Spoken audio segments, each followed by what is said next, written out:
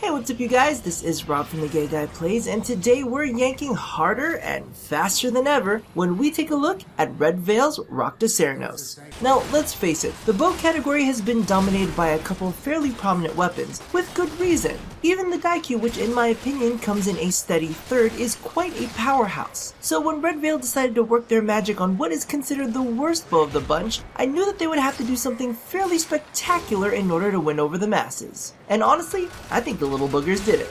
Now, you can pick up the Rakta Cernos for 125 standing once you've reached rank 5 with the Red Veil, but remember that this does require Mastery rank 12 to equip. However, if you're not a big fan of setting things on fire or violent activism and have some spare plat to burn, you can always try your hand at Trade Chat. Now, its primary damage type is Impact with a small sprinkling of Slashing and Puncture. This makes it awesome against shielded enemies, however it does suffer against Flesh and Clone Flesh. Aside from that, Impact is fairly baseline, so be sure to equip the appropriate elemental combos in order to deal the optimal amount of damage.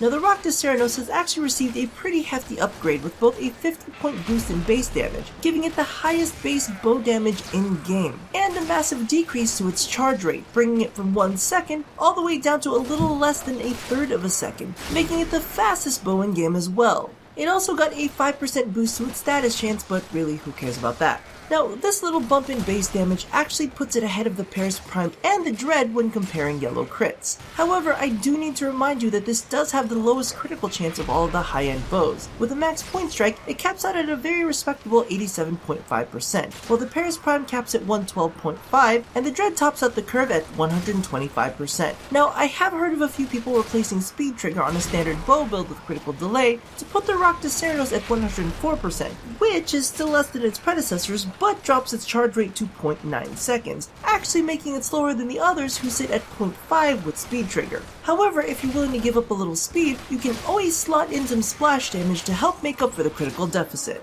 Now, Red Veil didn't stop there, as most extremist organizations with bad outfits tend to go a little bit overboard, because the Rakta Cernos comes fully equipped with the Blight effect built in, which provides a movement speed buff, a small energy restore, and most importantly a viral-based AoE. Now, as many of you know, I don't really care all too much for most status effects, as a good amount of them don't scale well into late game play. However, viral is perfect, as the health reduction is a set percentage and synergizes well with a fast fire rate weapon that may not crit 100% of the time. Now, speaking of types, can we talk?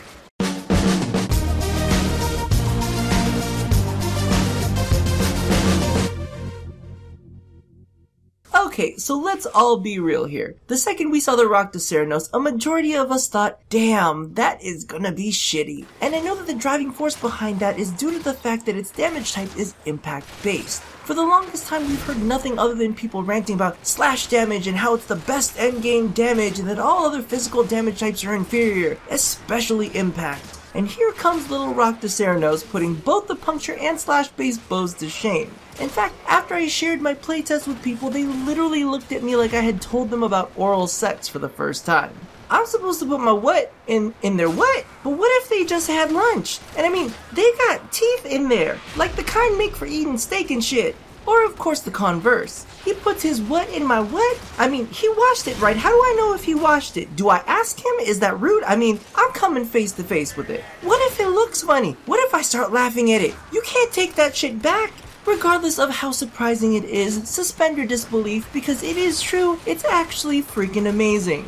And so is the bow. So let's get back to the quick draw. So all in all, I was actually really surprised with how effective this thing is. The extra boost in base damage actually hits harder than the Paris Prime on high-end armored units and the Dread on clone flesh targets. The viral proc is an awesome bonus, softening up enemies just in case you don't score a crit. In addition, it comes with an innate dash slot as well as 2 V slots. That's like half the polarities you need for an optimized build. So fast charge rate, fast movement speed, fast farming. Shit, I haven't been this fast since high school.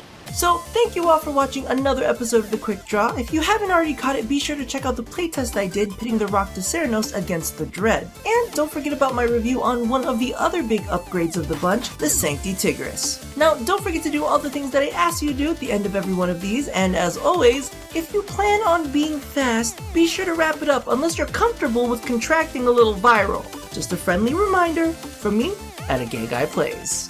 Seriously though, who would have ever known that a little balloon squid thing would be so fucking adorable? I mean, look at its little lopsided head. Oh my god, and it's jiggling. Oh, I love you.